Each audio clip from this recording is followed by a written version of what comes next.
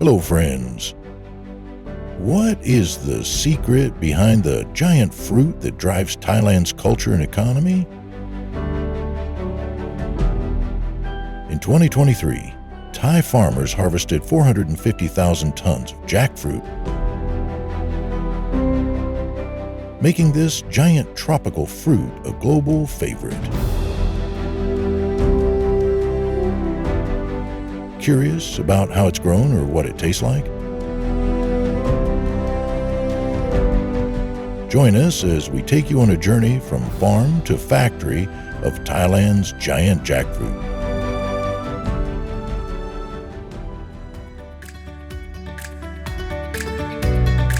Jackfruit isn't just a fruit, it's a tropical titan.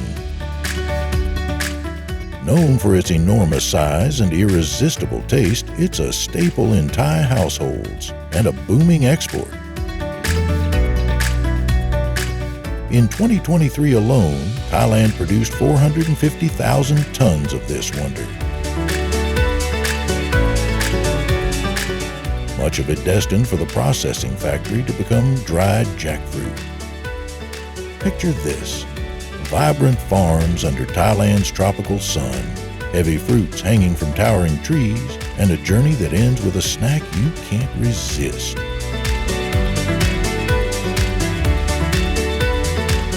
Have you ever tried dried jackfruit? If not, you're missing out on a flavor-packed experience. Tell us in the comments below, what's your favorite fruit snack? Don't hold back, share your thoughts, and let's kick off this adventure.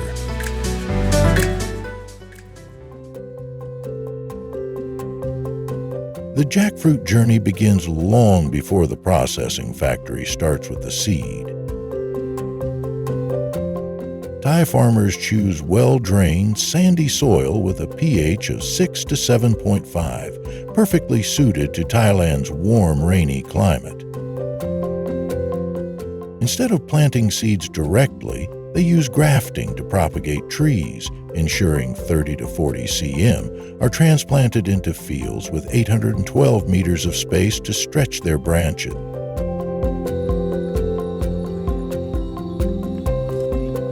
Early care is key. Watering during dry spells and pruning to shape the trees. It's a labor of love to prepare jackfruit for its starring role at the processing factory. Curious about farming? What's one thing you'd love to grow in your own backyard? Drop your ideas below and let's spark some green thumb inspiration.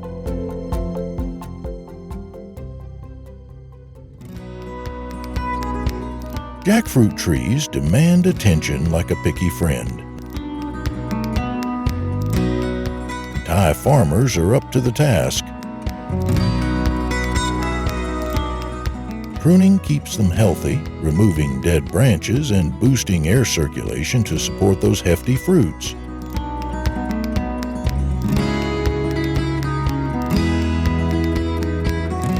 Pests like fruit flies and stink bugs? Farmers fight back with organic pesticides and natural predators. Diseases like stem rot are tackled with garden hygiene and resistant varieties. This meticulous care ensures a bountiful harvest, ready for the processing factory. Think farming sounds tough? What's the hardest plant you've ever cared for? Share your stories in the comments. We'd love to hear about your battles with nature. When it's time to harvest, Thai farmers turn into skilled artisans.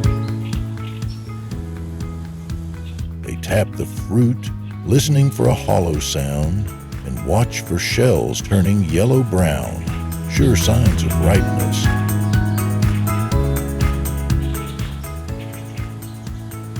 With a sharp knife or sickle, they cut carefully, preserving both tree and fruit. In 2023, their expertise yielded 450,000 tons of jackfruit.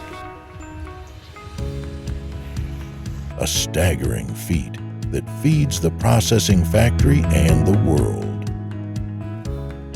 Fresh off the tree, jackfruit bursts with sweetness and aroma. Nothing beats it. How do you like your jackfruit? Fresh, dried, or maybe with a twist like salt and pepper? Tell us below and let's discover new ways to enjoy this gem together. The journey doesn't end at harvest.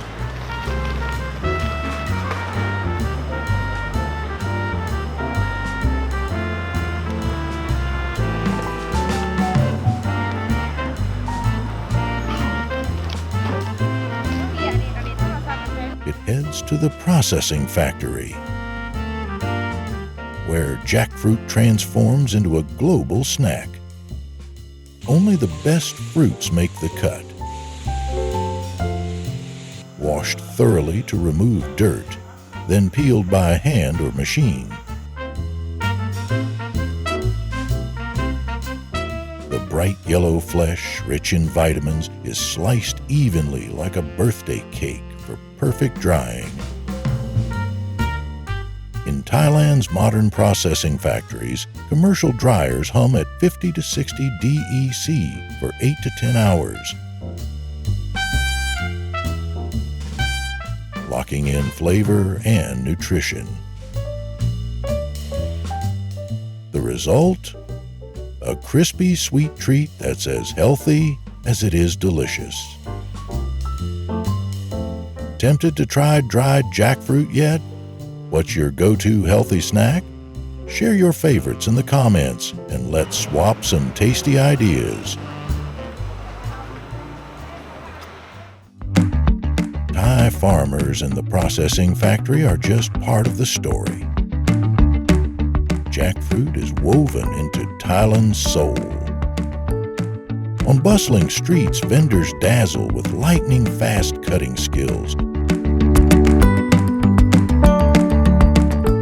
turning thorny giants into sweet segments with minimal waste. This blend of tradition, skill, and innovation ensures jackfruit shines locally and globally. From seed to snack, it's a testament to sustainable farming and quality production. Loved this journey? Have a question or a jackfruit recipe to share? Drop it below. Don't forget to like, share this article with your friends, and subscribe to our newsletter for more farming tales. Let's keep the conversation growing.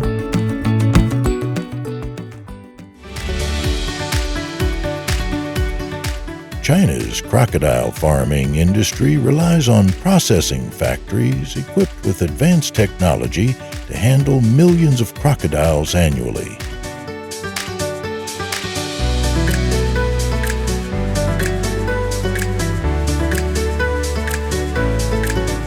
These factories play a crucial role in transforming crocodiles into luxury leather, premium meat, and medicinal products.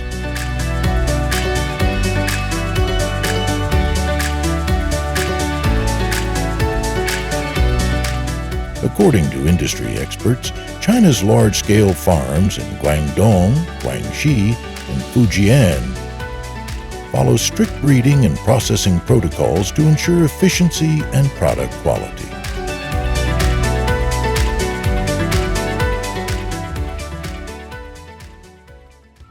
However, wildlife conservationists criticize the industry, arguing that mass farming raises ethical and environmental concerns.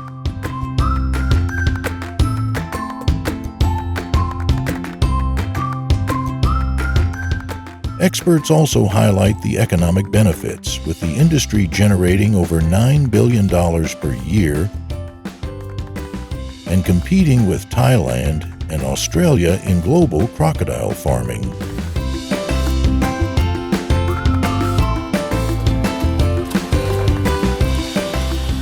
As demand grows, the role of processing factories in balancing commerce, conservation, and ethics remains a controversial topic.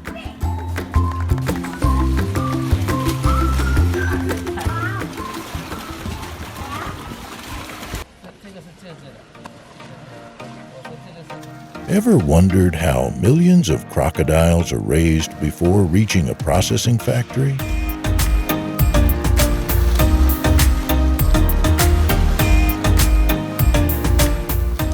In China, farmers carefully select healthy adult crocodiles, usually 10-15 years old and weighing over 660 pounds, for breeding.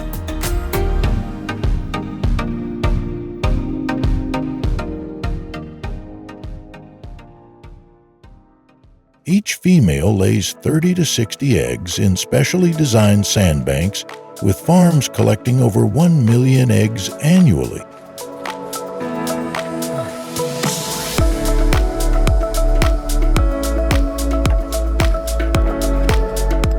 These eggs are then moved to temperature-controlled incubators, 84 to 93 DFF, to maximize hatching success.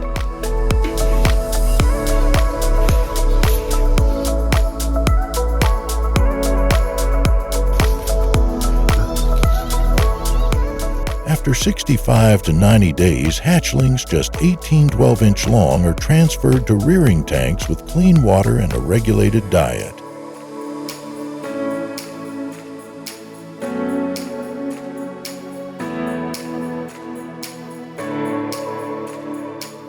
In just 3 to 5 years, they grow over 5 feet long before being sent to processing factories for leather, meat, and medicine.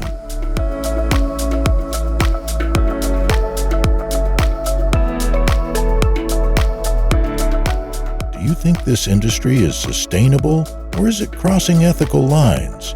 Let us know below.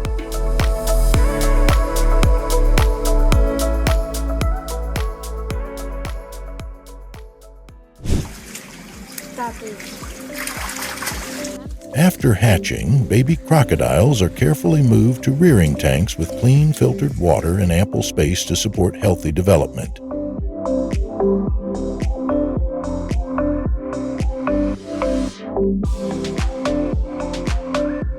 Farmers follow a strict feeding regimen, providing a scientifically formulated diet rich in protein and essential nutrients to maximize growth rates.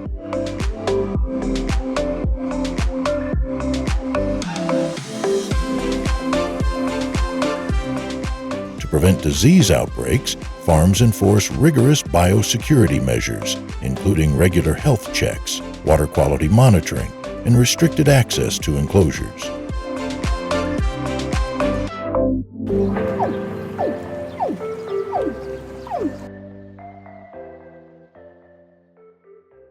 Over time, these crocodiles grow rapidly, reaching 5 to 7 feet in length within 3 to 5 years, the standard maturity age for commercial use.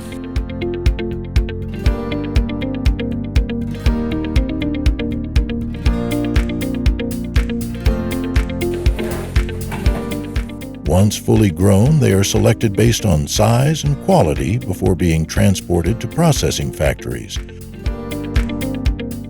where they are utilized for luxury leather, gourmet meat, and traditional medicine.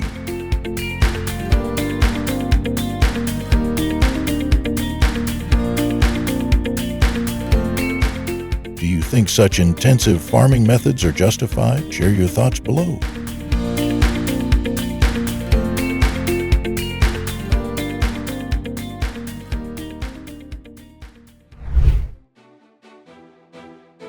Crocodile farms in China operate with two main goals: expanding breeding programs by selling baby crocodiles to other farms,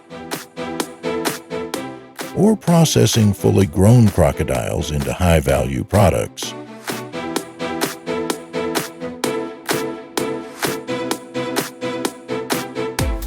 Each year, millions of crocodiles are raised, with the industry generating over $9 billion annually.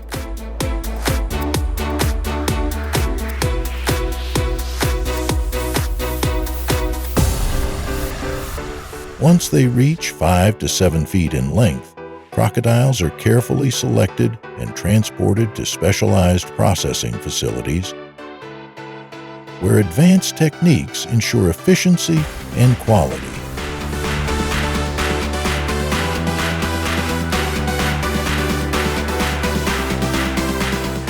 According to industry experts, tail, back, and leg cuts are the most sought after, with tail meat priced at $50 per pound due to its tenderness and high protein content.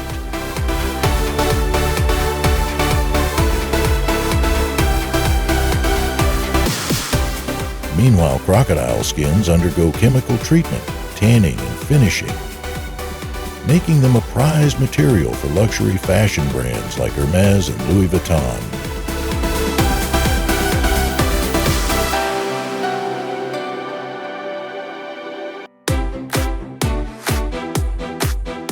Would you ever invest in crocodile leather or try this exotic meat? Share your thoughts below.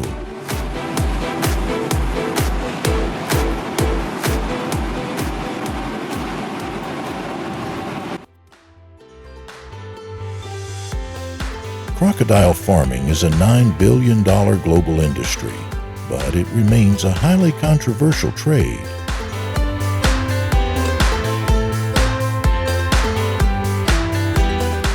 Animal rights groups like PETA and WWF have condemned the industry, citing cruelty in farming and processing methods.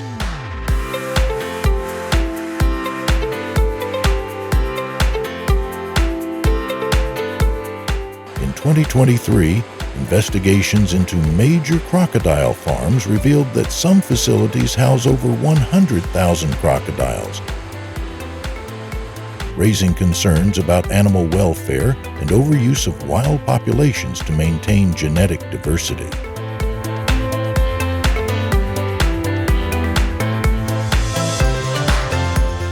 Do you think this industry can balance ethics and business? Share your opinion below. Stay tuned for our next episode where we explore another fascinating side of the animal industry.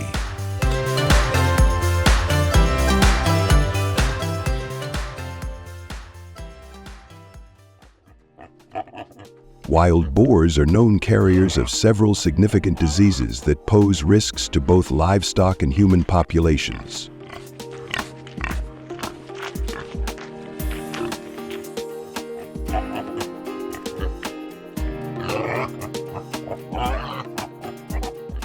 According to the World Organization for Animal Health, WAHF, African swine fever, AASF, is one of the most critical threats, with wild boars playing a key role in its global spread.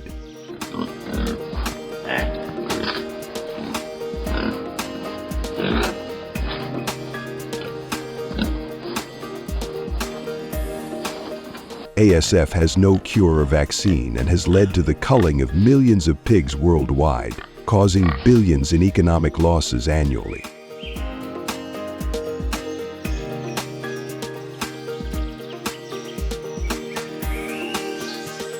A 2021 study published in Frontiers in Veterinary Science highlighted that 60–80% of ASF outbreaks in Europe were linked to wild boar populations.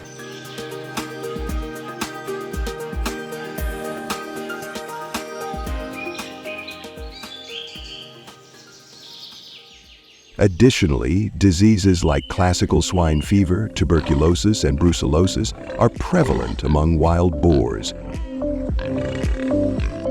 with experts warning in farming documentaries these pathogens can spill over into domestic pig herds.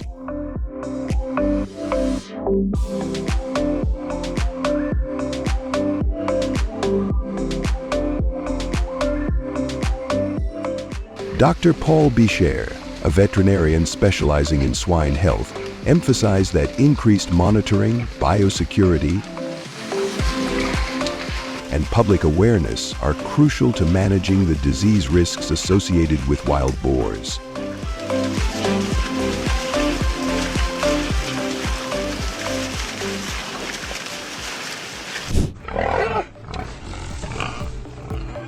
Veterinary policies to prevent wild boar diseases focus on surveillance, biosecurity, and public education.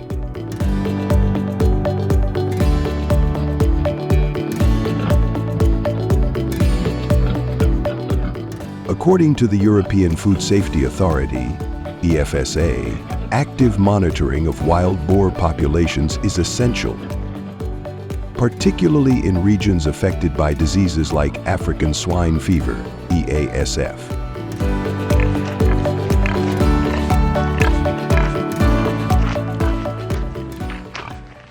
Strict biosecurity measures, such as fencing and disinfection protocols, are recommended to minimize contact between wild boars and domestic pigs.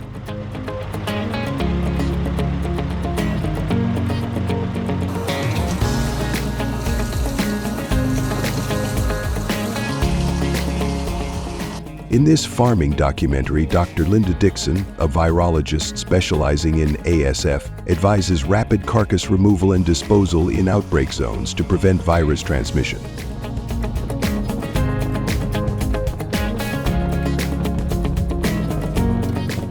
Vaccination research is ongoing, but current prevention relies on controlling wild boar density and educating hunters and farmers about disease risks.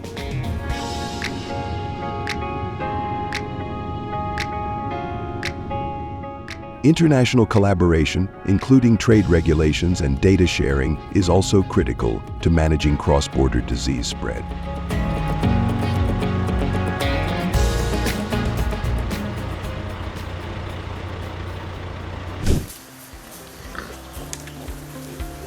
Wild boar farming is becoming an intriguing solution to balancing meat production and disease control, especially in areas impacted by wild populations.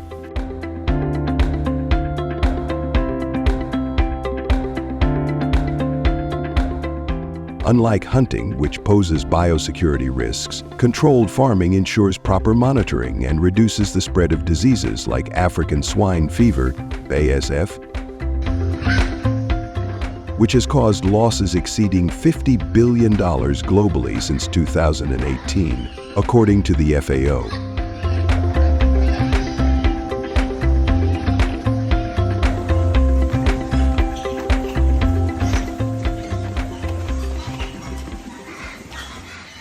This method also allows farmers to tap into the rising demand for exotic, leaner meats. With the U.S. wild boar meat market alone valued at approximately $75 million annually.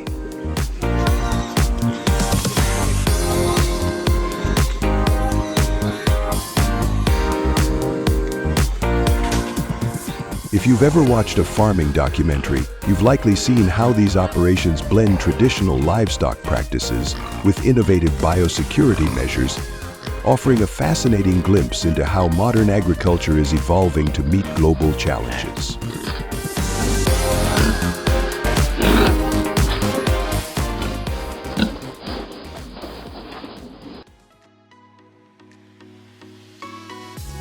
The diet of farmed wild boars differs significantly from that of wild boars in the wild.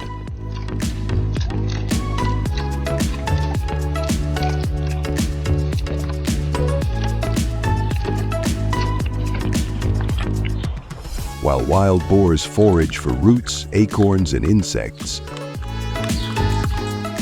farm boars are provided a balanced diet of grains, protein supplements, and essential nutrients to ensure optimal growth.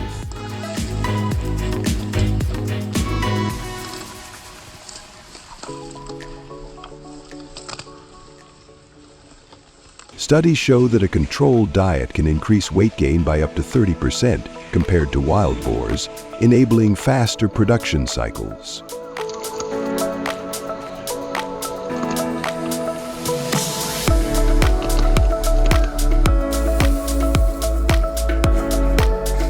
Farm feeding ensures consistent meat quality, but increases operational costs and reduces the natural flavor some consumers prefer.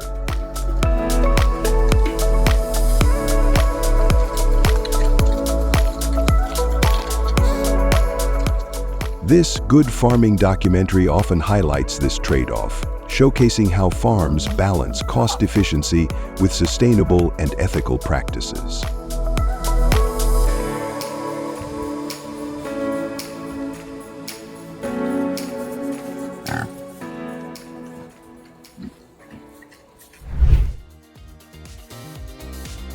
Wild boars are typically transported to processing plants once they reach the desired market weight, which can range from 100 to 150 pounds depending on demand.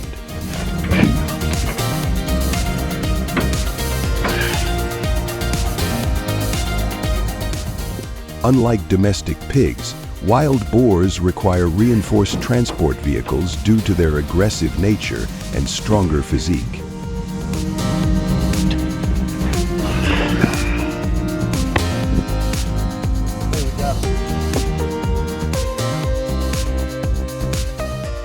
Standard pig transport trucks often lack the necessary barriers and secure compartments to handle wild boars safely, increasing the risk of escape or injury during transit.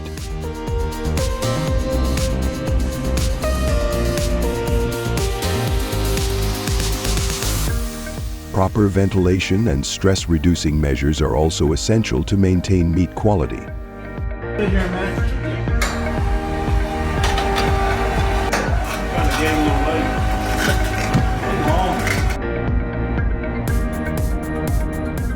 If you've ever seen this process in this farming documentary, you know it's a fascinating challenge. What do you think about these differences? Share your thoughts below.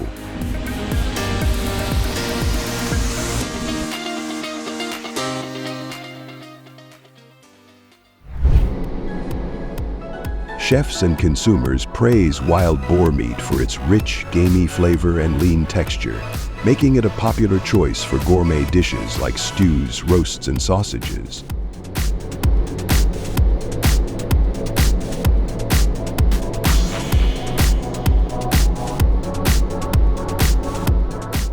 Many chefs highlight its versatility, noting that wild boar can substitute for pork in most recipes while offering a unique taste.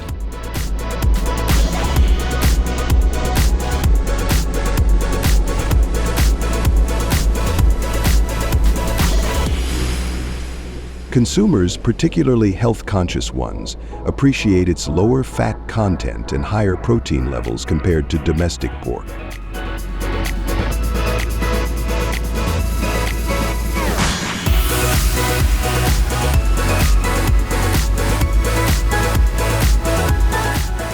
Market experts predict a steady rise in demand for wild boar meat, with the global exotic meat market expected to grow by 5.6% annually through 2030.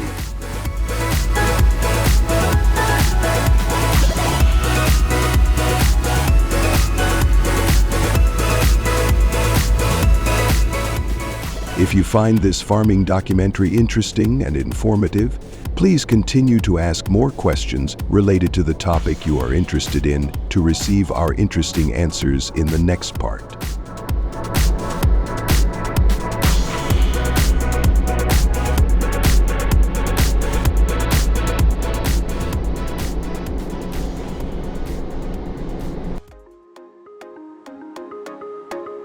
How do small-scale Korean farmers process 200 chickens a day without massive factories?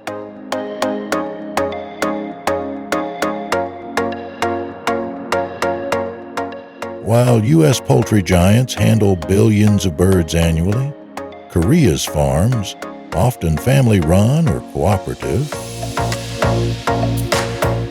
typically raise between 500 and 5,000 chickens at a time.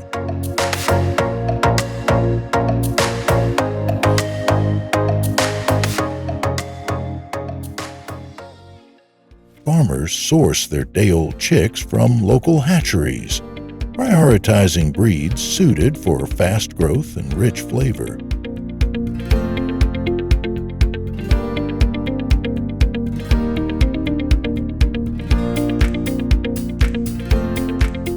Housing methods vary. Some use free-range systems, allowing birds to roam in 20 to 30 square feet per chicken,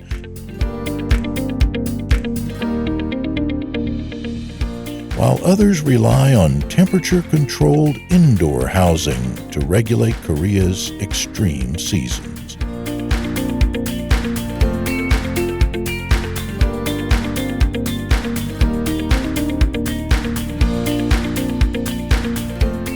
Stress-free chickens mean better meat, says Mr. Kim, a third-generation farmer from Jeolla.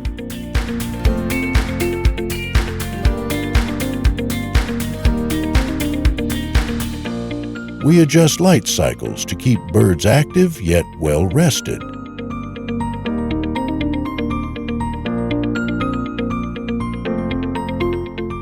This careful approach enhances quality, setting Korean poultry apart from mass production.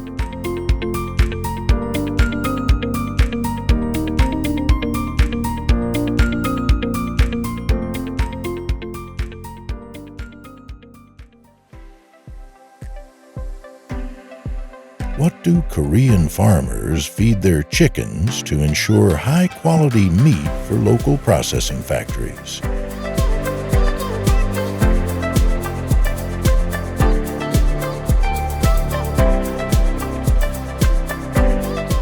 Unlike large-scale farms that rely on imported, cost-efficient feed, small-scale farmers focus on customized diets, using a mix of locally sourced grains, protein, and probiotics to enhance flavor and texture.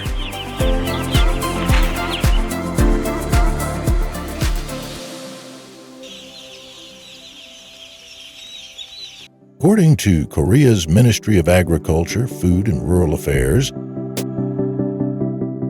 poultry feed in Korea consists of approximately 55% corn, 20% soybean meal, and 25% vitamins, minerals, and additives.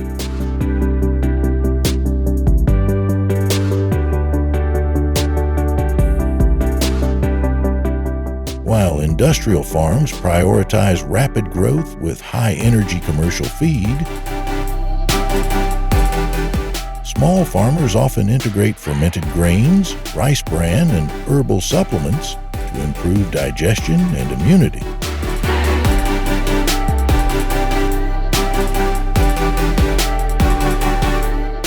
Balanced nutrition is key, says Ms. Lee, a poultry farmer in Gyeonggi Province.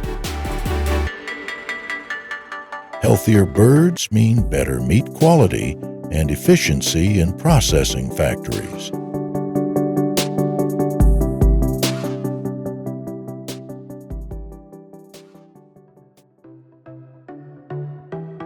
When do you think a chicken is ready for processing?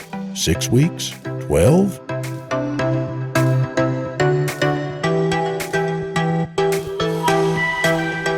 In Korea's small-scale farms, broilers typically reach market weight in 6 to 8 weeks, while traditional breeds like Dak take 12 to 16 weeks to develop their signature firm texture and rich flavor.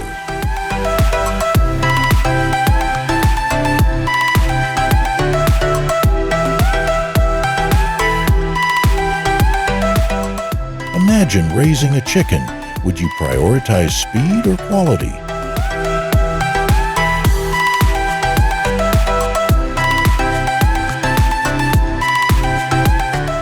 Farmers like Mr. Park in Cheongcheong carefully tracks growth, adjusting feed and housing to optimize weight gain.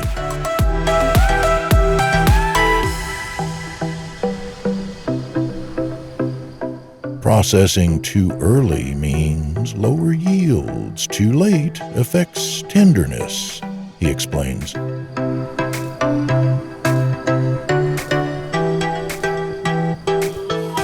Unlike U.S. industrial farms, which process chickens at just 6 weeks for efficiency, Korean farmers balance time and taste to ensure premium quality.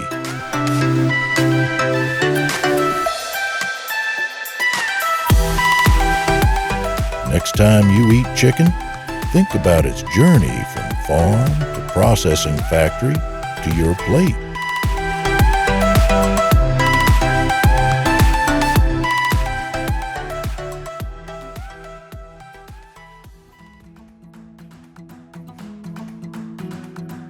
How do farmers know when a chicken is ready for processing?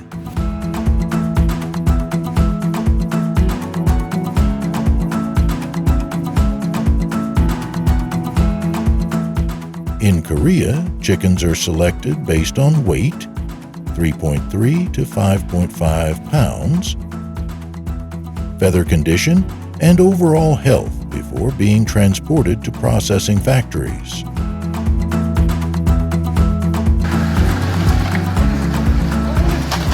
In the U.S., poultry is transported in massive trucks carrying tens of thousands of birds. In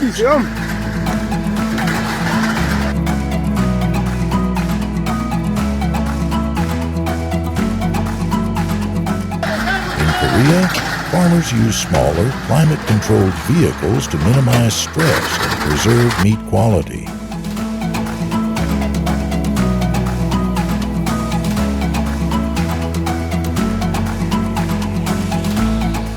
In Japan, strict welfare regulations even limit transport times to avoid stress-related weight loss.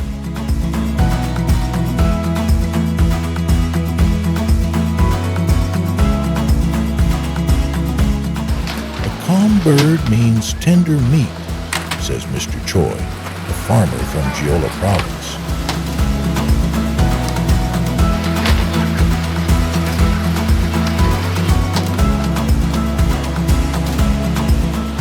Have you ever wondered how transportation affects the chicken you eat?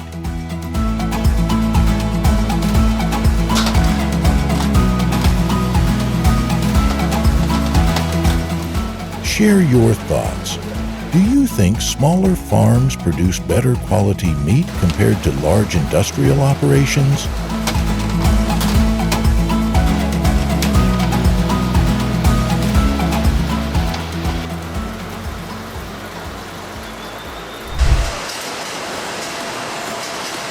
Where does chicken processing take place in Korea?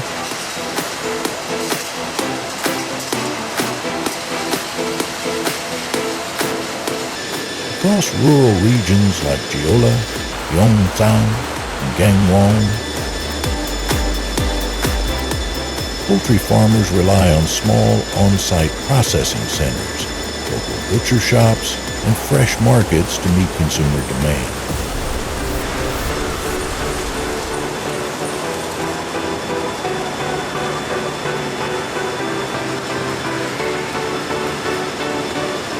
Unlike mass production in the U.S., where centralized factories handle millions of birds, Korea's system prioritizes freshness and traceability.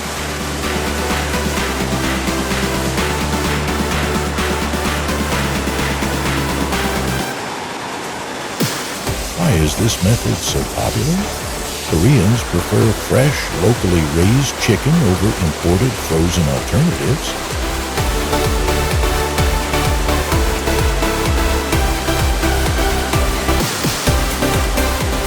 Government regulations enforce strict animal welfare and food safety standards, while smaller farms create a lower carbon footprint than industrial operations.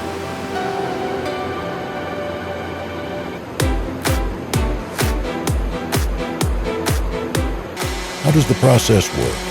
Chickens are humanely stunned, then boiled and plucked using semi-automatic machines.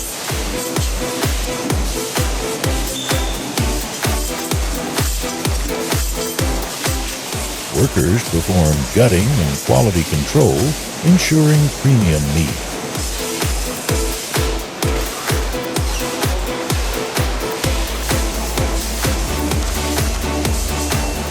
The final steps include packaging and distribution to local markets, while farmers repurpose byproducts as fertilizer and animal feed.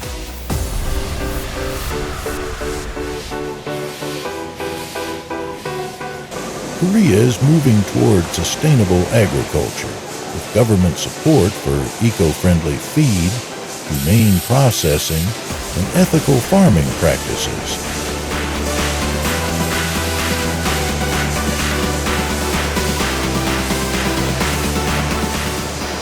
Consumers can make a difference by choosing locally raised poultry supporting small farmers while ensuring higher quality, ethically raised meat.